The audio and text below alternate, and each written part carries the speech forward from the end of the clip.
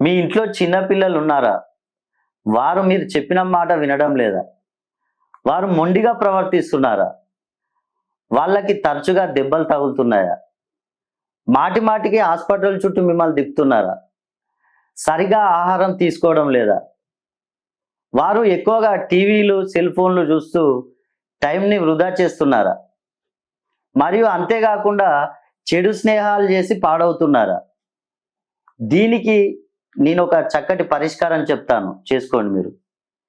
ప్రతి ఆదివారం ఉదయం బ్రహ్మ ముహూర్తం నిద్రలేచి చన్నీటి స్నానం ఆచరించి 5 సార్లు గనక హనుమాన్ చాలీసా పారాయణం చేసి సూర్యుడు ఉదయించే వేళలో సూర్య నమస్కారం చేసుకొని సూర్యునికి సంబంధించిన నవగ్రహ స్తోత్రాన్ని ఉచ్చరించి ఒక అద్భుతమైనటువంటి శక్తివంతమైన సూర్యమణిని పిల్లల మెడలో వేసినట్లయితే మీ మాట వాళ్ళు జవదాటరు.